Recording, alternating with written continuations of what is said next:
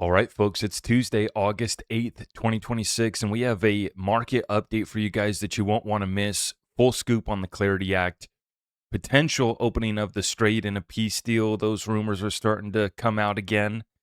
And then I'm really excited to talk about the institutional credit market that is being built out on chain here. This is very exciting for us as XRP holders, or if you're just in crypto more broadly and you want to put your assets to work.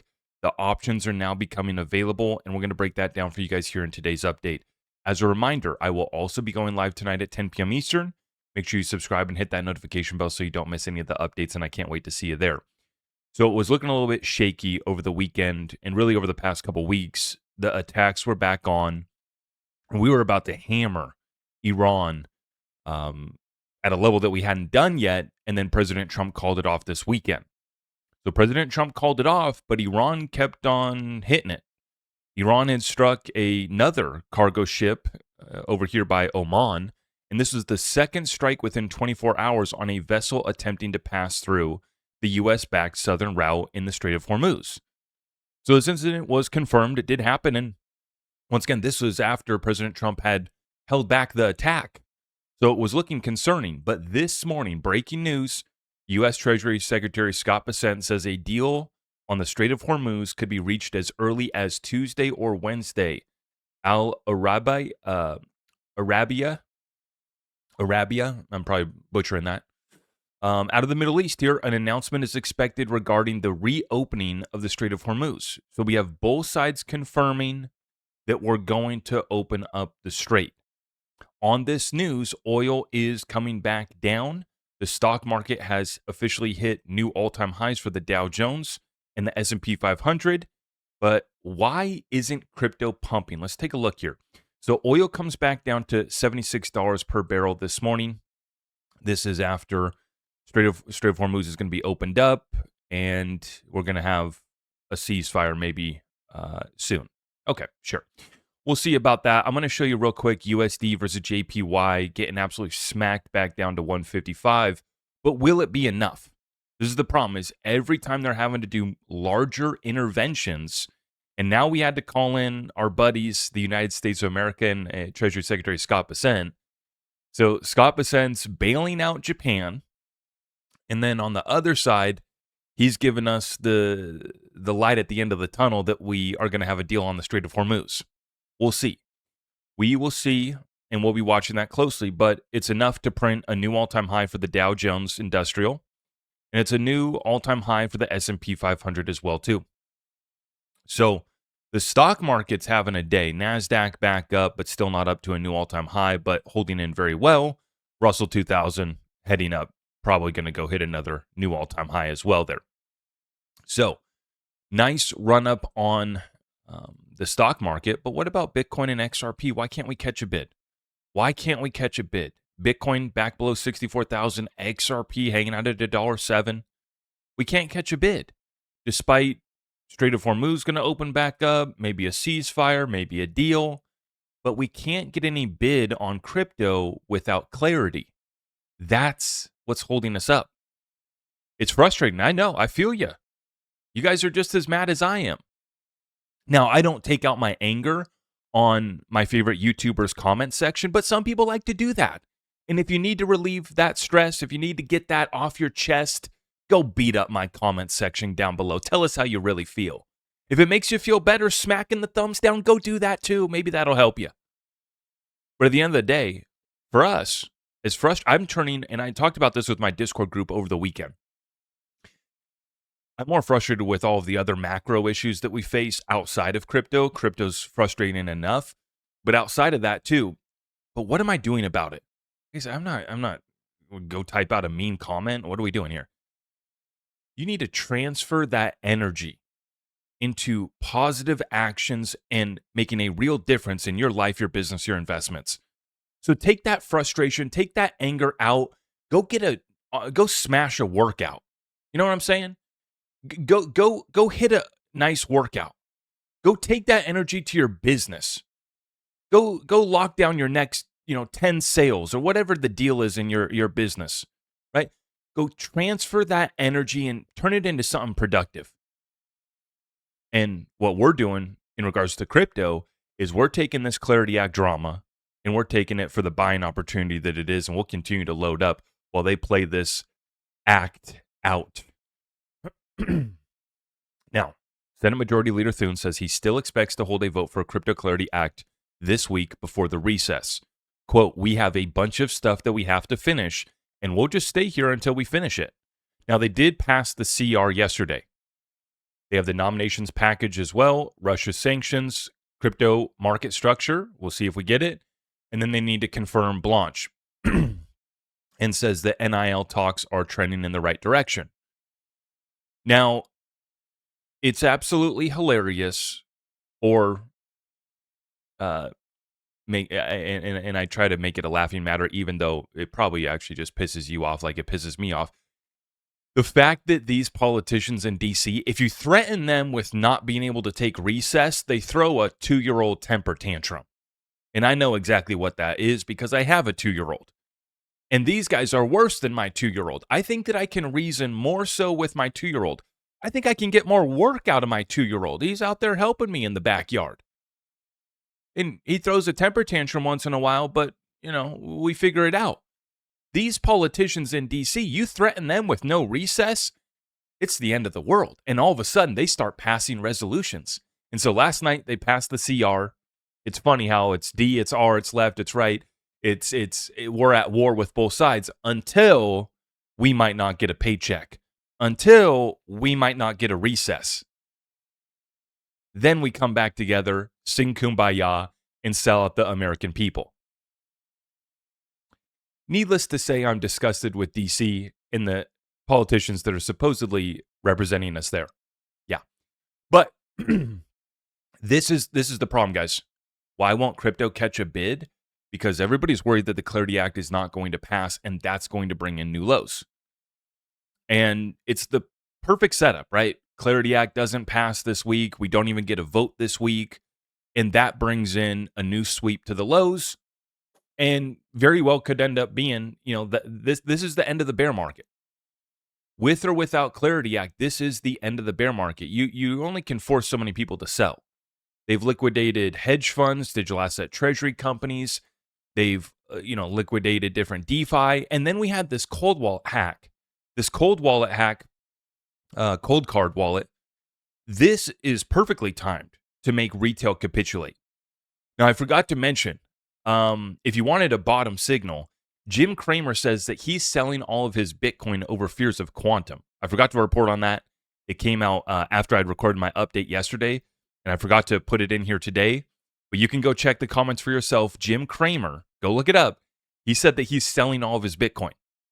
So that's not just a bottom signal for Bitcoin. That's a bottom signal for all of crypto. I'm waiting for the day that Jim Cramer says he's buying XRP. Then you'll know what to do. But we haven't had him buy XRP yet. But he says he's selling his Bitcoin. That is the Cramer signal. So the bottom might be in on Bitcoin and crypto, just based off of that alone. But the cold card wallet hack, the timing couldn't be better for shaking out retail. And it also just happens to be so convenient for bringing that FUD, that fear, uncertainty, and doubt into the crypto market. And it really helps Wall Street sell their ETFs. It really helps Wall Street sell their products and justify all of their management fees that they're going to collect from you because they're going to protect you. Wall Street's going to protect you, okay? Eric Balchunas commenting on it today. The cold card hack could spur greater migration to ETFs. What used to be seen as a bug by coiners, dorky, boomer, tradfi, talking about ETFs, right? That's for the boomers, right? May all of a sudden seem like a feature. Large established financial institutions with decades of experience safeguarding client assets, especially versus a Canadian company with 5 employees. So Eric putting together a full breakdown, and he's 1,000% correct. And I'm just going to say, too, that the ETFs are the only option for some people, right? You have a 401k, retirement funds. You can't move those, right? So the only access to crypto that you have in those funds would be through the Wall Street ETF. If that's your only option, love it. Like, I'm a fan of this. I'm a fan of Wall Street being here, selling it with their slideshow presentations. This is fantastic. Am I going to give my money to them? No. Am I going to pay AUM fees on my XRP or crypto? God, no. Are you kidding me? Come on. What? No, not me. But for some, it's a good option. And I'm laughing because I just think it's laughable. I really think it's laughable. But that's how they're going to sell this. And for some, it is the best option. So go ahead, right? But I think that there's a real gap, and I hope to fill that with my sponsor, iTrust Capital, with the other partner that I have, Caleb and Brown. We have two options, right? iTrust Capital, Caleb and Brown. Both are amazing, and both are free institutional grade custody, which is why I just laugh at the idea of paying AUM on my crypto that's just sitting in an account. Why would I do that? I can secure it in my cold storage at a certain threshold, at a certain dollar amount. It scares me to keep it in cold storage, which is why we use Caleb and Brown and iTrust Capital, but both are providing free institutional grade custody. So why would I pay AUM fees to one of these managers? Why would I buy one of these ETFs and pay the Wall Street ETF issuer their fees when I can just hold the underlying asset and not a paper derivative of the asset, right? So for me, it doesn't make sense, but for some people, it's the only option. But you got to appreciate the timing of this. Just happens to be they find the bug 5 years later at the depths of the bear market, right as Wall Street has all of their ETFs and various products to sell you. I find that to be a very interesting coincidence. But like I said, you don't have to put up with that. You don't have to pay AUM fees. It doesn't have to be this scary deal. I joked about it yesterday. You don't have to write your seed phrase in hieroglyphics on a cave in some remote area to protect your crypto. It doesn't need to be that complicated. We have platforms, Caleb and Brown, and then we also have my sponsor, iTrust Capital. They're still running the $100 funding bonus. So if you set up a new account with them, get it funded with $1,000 US or $1,000 worth of crypto, you'll get that extra $100 funding bonus. They have the IRA for your retirement funds, the premium custody account for securing the bags and free institutional grade custody. And then they have the Treasury account for your business, your trust, nonprofit, and it's all US-based customer support. Like I said, Wall Street's coming. $2.2 trillion Wells Fargo to launch tokenized deposits for corporate clients this fall. Together with JPMorgan and Citigroup, nearly $10 trillion in combined banking assets is now backing the shift towards 24/7 blockchain-based payments. They're all coming. With or without the Clarity Act, the institutional adoption is here through SEC and CFTC rulemaking. They're just going to have enough of a green light to move. I know that people think it's going to be the end of crypto if Clarity Act doesn't pass. It couldn't be further from the truth. It's the complete opposite. Clarity Act either doesn't pass, we get a temporary pullback, sweep the lows, and then it's kind of over. Eventually, we're going to get it. It's just kind of this DC drama and uncertainty brings in, sweeping lows, and it's the reason why we haven't caught a bid here recently, and we're still chopping sideways. But either way, Clarity Act will get done. And if it does get done and pass between now and the midterms, then it just breaks us out of the bear market, takes us back into a bull run, and the inflows start pouring in again. But regardless, the institutions and banks, Ripple, XRP ecosystem, you can see the growth. It's clear as day. Monica Long, the president of Ripple, says, in the last year, we've seen the veritable light switch flip. Ooh. From bank pilots to production, from issuing tokenized assets like money market funds and liquidity funds to using them. Right? These institutions aren't just talking about it and playing in the sandbox anymore. They're going live. Institutional capital markets are moving in one direction, on-chain 24/7. At Ripple, our goal remains to provide the full stack of digital asset infrastructure, allowing institutional participants to take advantage of the entire life cycle of a tokenized asset on the XRP ledger. And she's reposting the investments that Ripple made here into Xylo, in Lesotho, to add regulated transfer agency issuance and collateral mobility to our capital markets infrastructure built on the XRP ledger. This comes on the heels of Aviva investors tokenizing its US dollar liquidity fund on the XRP ledger last week, a clear signal that institutions are ready to move. BlackRock just launched another tokenized dollar fund, I believe, on Ethereum yesterday. Solana, Solana too. Well, they already were on Ethereum, but they launched another one on Solana. I mean, these guys, it's a multi-chain approach. They're rolling out multiple products, and they're all going live with or without the Clarity Act, clearly. Like Ripple's making acquisitions, going live with products. Aviva investors tokenizing US dollar liquidity fund on the XRP ledger. BlackRock tokenizing funds. We just covered it, right? Wells Fargo, JPMorgan, and Citigroup. All of these guys. I mean, if you're not moving on crypto now, you're behind. It went from make fun of it, mock it, pet rock, never going to touch it. Charlie Munger says it's rat poison squared, which I think is just an all-time Bitcoin statement. And now they flip to, if you don't have a slideshow presentation to sell your product, you're being left behind by the other asset managers, by the other players on Wall Street.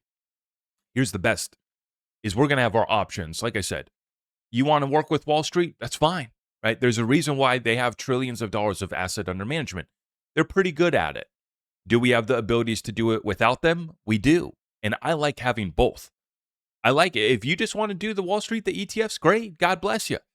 If you want to take full control, we're going to show you how that gets done too.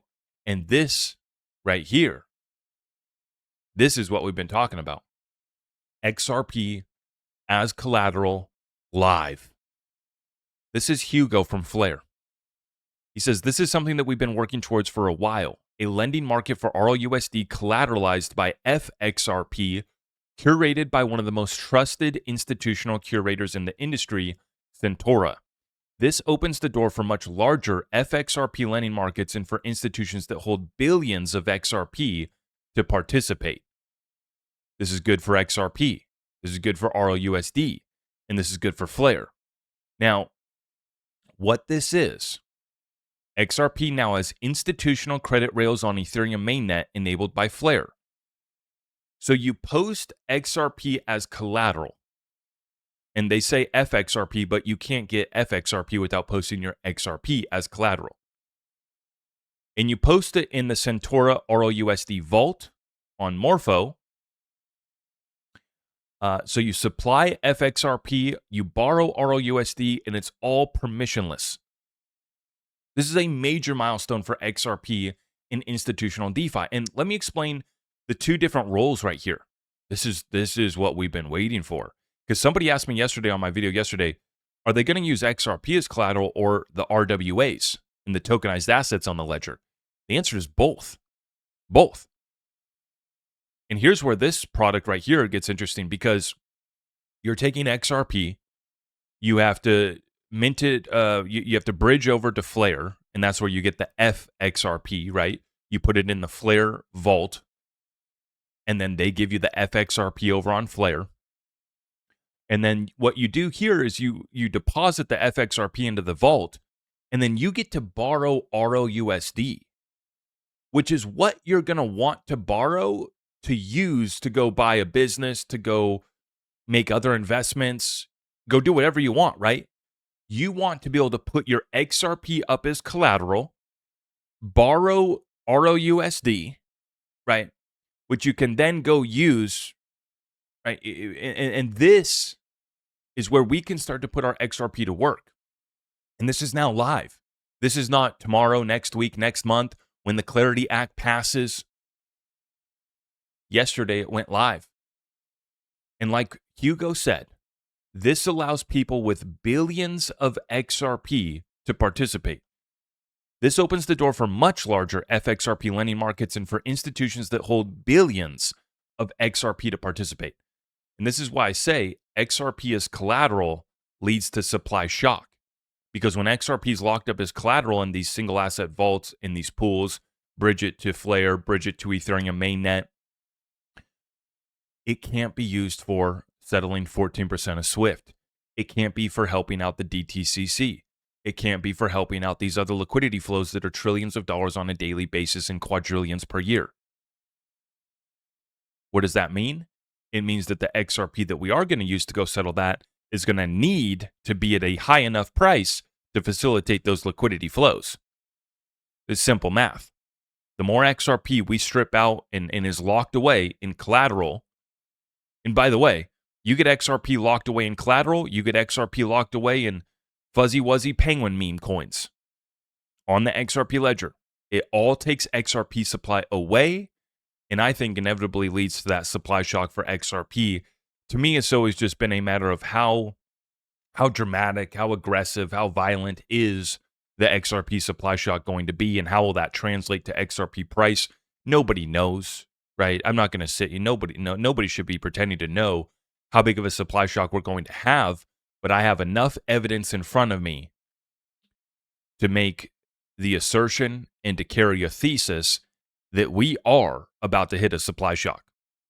The ETFs are still soaking up supply. XRP as collateral is going to soak up supply. People investing in meme coins on XRP is going to soak up supply. And it's all coming together right now with or without the Clarity Act. And that's the point that I want you guys to take home, is that with or without the Clarity Act, XRP DeFi is here. With or without the Clarity Act, Wall Street's going to sell it with the slideshow presentation. And with or without the Clarity Act, the inflows are going to return back to crypto. The bear market wraps up between now and midterms. If you need to take a few months off, go take a hiatus from crypto. But maybe set your buy orders before you go, because I'm going to be taking advantage of these lows that come in. If this DC drama plays out, sweep low, we'll be scooping up. Because it's very clear to me what comes of this on the other side.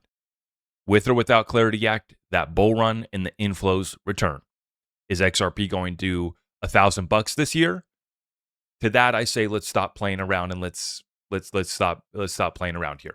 Okay, but we won't be at $1 and we won't be at $2. I think that we are going to much higher prices for XRP. It's going to be a lot of fun. Stick around. We'll be back live tonight at 10 p.m. Eastern. I appreciate your support, and we'll take your comments and questions here tonight at 10. God bless.